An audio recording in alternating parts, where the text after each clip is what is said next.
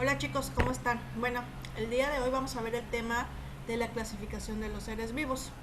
Este tema se va a dividir en dos partes, lo que es la clasificación, la explicación a grandes rasgos y lo que es la nomenclatura binomial.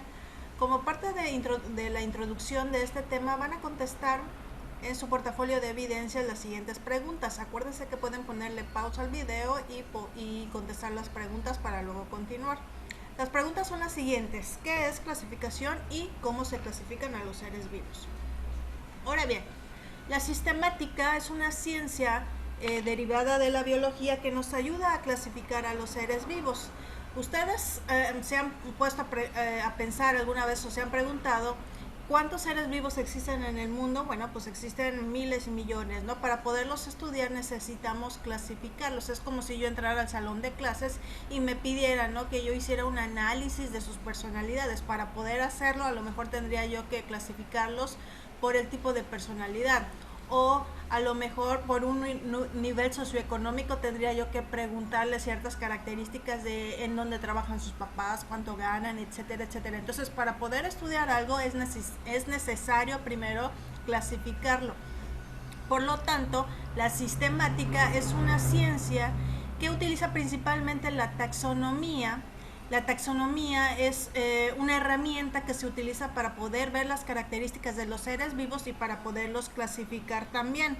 Estas herramientas son utilizadas básicamente por los biólogos que se dedican a la taxonomía y se refieren a estudiar o a observar las características muy particulares de cada una de las especies para poderlas diferenciar.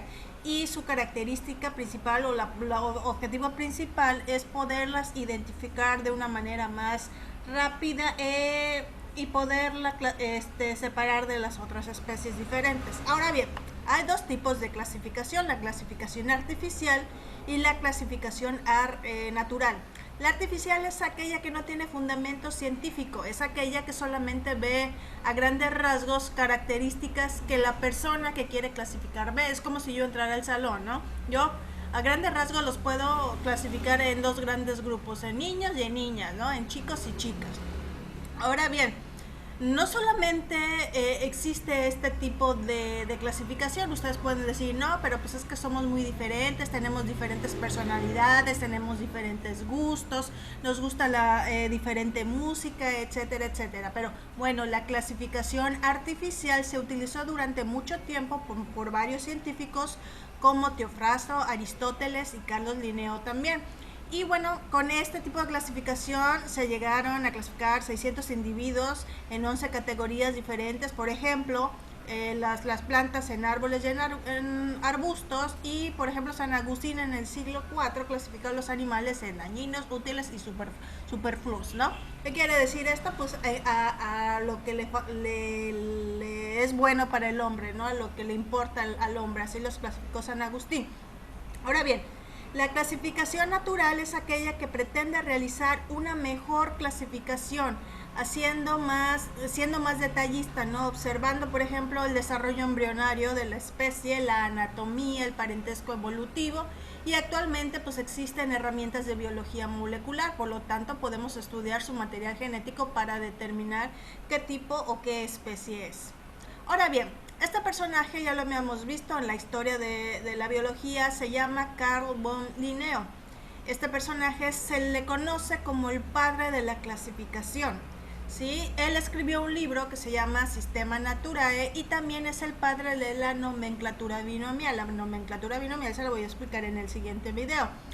La nomenclatura binomial básicamente es el nombre científico. El nombre científico, todos los seres vivos tienen un nombre científico. El nombre científico del ser humano es Homo sapiens y está formado por dos partes: la palabra del género, que en nuestro caso sería Homo, y la palabra especie, que en nuestro caso sería Sapiens. Entonces, entre las características que tiene la nomenclatura binomial es que siempre tiene que distinguirse. Por lo tanto, debe de escribirse en un texto, ya sea en letra cursiva o subrayada, y siempre el primer nombre del género tiene que ir con mayúscula y el segundo tiene que ir con minúscula. También se acostumbraba en tiempos pasados que tenía que terminar así como en latín, ¿no? Latinizado, pero actualmente ya esta parte no se está tomando muy en cuenta. Ahora bien, ¿cuál es la importancia de esta nomenclatura? es que no importa en qué parte del mundo estén ni qué idioma hablen, siempre a la especie que se está estudiando se le va a conocer con el mismo nombre científico. Por ejemplo, aquí en México los humanos, pues así se dice, ¿no? Humanos, en Estados Unidos, humans, en Francia se les dice diferente, en Alemania diferentes. Pero a nivel científico, el Homo sapiens es el nombre científico y en todas partes, no importa la lengua, siempre va a ser Homo sapiens.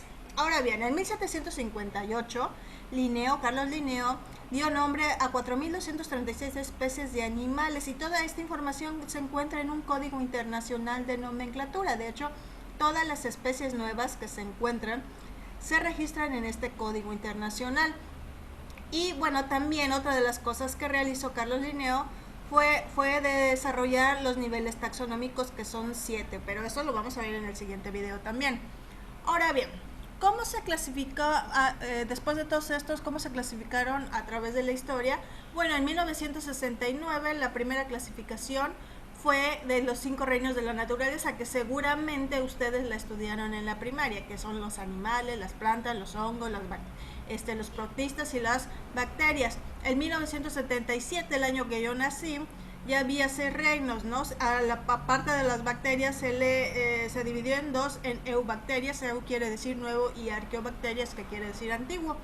Y en 1990 se añadió un peldaño más a los niveles taxonómicos, que se llama dominios, y ahí todos los grupos que tienen células eucariotas se le denominó el grupo Eucaria, y a las bacterias se les dividió en 2, en las bacterias, en las arqueobacterias. Pero ¿quién hizo esto? ¿Quién hizo esta clasificación? Estos dos personajes, Robert Whittaker y Lynn Margulis, realizaron, ¿no?, esta clasificación. Obviamente, ustedes piensan que clasificar a todos los seres vivos del planeta pues es un trabajo sencillo. Claro que no, requiere de muchos años y requiere de mucho conocimiento. Estos dos personajes fueron o son los más conocidos por intervenir en la clasificación de los seres vivos en los 5 reinos de la naturaleza. Posteriormente, en 1990, Carl von Wosk, con ya herramientas de biología molecular y pudiendo estudiar el ADN y el ARN de las bacterias, determinó que las bacterias se podían dividir en 2 dominios, en las bacterias antiguas, que es el dominio arcae, y las bacterias nuevas, que son las bacterias verdaderas, y de ahí separó a todas las células eucariotas, o todos los seres vivos que tienen células eucariotas, y pues ahí está la clasificación normal que conocemos, que son los animales, los hongos, las plantas y los protozoarios. Ahora bien, rápidamente vamos a ver algunas características de cada uno de estos reinos. Por ejemplo, el reino Monera, que es el reino de las bacterias, y también, bueno, tomando en cuenta que podríamos poner aquí a las arqueobacterias también, es que son abundantes y son muy antiguas. Una de las características que tiene es que son seres unicelulares. ¿Qué quiere decir eso? Que están constituidos con una sola bacteria, que son procariotas. ¿Qué quiere decir esto? Que no tienen un núcleo celular, son autótrofas, se alimentan, ellas mismas producen su propio alimento, o también pueden ser heterótrofas, es decir, que se pueden alimentar de otros seres vivos. El tamaño que tienen es muy pequeño, de 1 a 15 micras, y pueden tener su ADN de manera circular. En el reino animal, pues tenemos varios phylums. Por ejemplo, estos phylums se refiere a uno de los niveles taxonómicos que realizó Carlos Linneo. Y los más conocidos son los siguientes: el Phylum Nigdaria. Aquí podemos encontrar algunos anémonas y algunos corales que se encuentran en los arrecifes de aquí, de toda la región. El Phylum de los platelmintos, podemos encontrar la Tenia solitaria, que básicamente es un parásito que tú comes cuando no coces bien la carne de cerdo, y si dejas que se aloje mucho tiempo te puede llegar a dañar hasta el cerebro. El Phylum Nematoda, aquí uno de los más conocidos es el Ascaris lumbricoides, que básicamente son las lombrices que tenemos en nuestra panza por comer cosas sucias. El Phylum Molusca, aquí podemos encontrar al pulpo, al calamar, al nautilus, a la babosa, a los caracoles y a los bivalvos. Los bivalvos son las almejas. También podemos encontrar el Phylum Annelida. Aquí podemos encontrar a las sanguijuelas, a las lombrices de la tierra, algunos poliquetos. En el Phylum Arthropoda, que es una de las más grandes, en el orden Arácnida podemos encontrar a las arañas, escorpiones, ácaros. En los insectos, pues un montón de órdenes también, como los coleópteros, los ortópteros, los lepidópteros. En los crustáceos podemos encontrarlos aquí, que son los cangrejos, las langostas, y también los miriápodos, que son los 100 pies. En el Phylum de los equinodermos encontramos a lo que son las estrellas del mar, a los ericios y a los pepinos del mar. Y el último Phylum, donde pertenecemos nosotros, podemos encontrar a todos aquellos que tienen columna vertebral, por ejemplo los peces, los anfibios, los reptiles, las aves y los mamíferos. Ahora bien, en el caso de los hongos, el Phylum de los hongos se divide en básicamente 5. Siempre que pensamos en un hongo, lo pensamos, ¿no?, como la casita de los pitufos, pero realmente existen otros tipos de hongos también. Por ejemplo, la caspa es un hongo que nos sale en el cabello, ¿no?, por suciedad. También el pie de atleta, o por ejemplo la enfermedad de transmisión sexual, que es la Candida albicans, también es producida por un hongo. O por ejemplo, la alfombrita o lo verdecito que le sale al pan o a las tortillas cuando ya está muy viejo, ¿no? Ese también se le considera un hongo. El reino de los protistas son aquellos conocidos por darle coloración tanto al agua, por ejemplo al mar o a los lagos o a las lagunas, y también por producir enfermedades gastrointestinales, son los más conocidos. Son eucariotas. ¿Qué quiere decir esto? Que tienen un núcleo celular, no forman tejidos, son autótrofos, pueden alimentarse por fotosíntesis o por absorción de otros seres. Son aerobios. ¿Qué quiere decir eso? Que respiran. Se reproducen de manera sexual o también de manera asexual, y la mayoría de ellos son acuáticos y se desarrollan en ambientes terrestres húmedos. Entre los más conocidos, como ya les había dicho, está la amiba, que cuando te vas enfrente ahí a comer tacos y no está bien lavada la comida, pues te enfermas de una gastroenteritis. Los paramecios, la diatomea, las vorticelas y las eulenas, que son conocidas pues por darle coloración a las aguas o por cambiar, ¿no?, lo que es la coloración en las profundidades del mar. Ok, y el último reino es el reino de las plantas, que es uno de los más conocidos por todos nosotros, ¿no? Entre las características que tienen las plantas es que son multicelulares, son diferentes a los animales y los hongos. Los animales, la mayoría de ellos son heterótrofos, se necesitan alimentar de otros, y los hongos también. Y también otra de las cosas es que muy importante es que hacen el proceso de la fotosíntesis, que básicamente es la absorción del dióxido de carbono del agua y la luz solar para producirla en carbohidratos, convertirla en carbohidratos.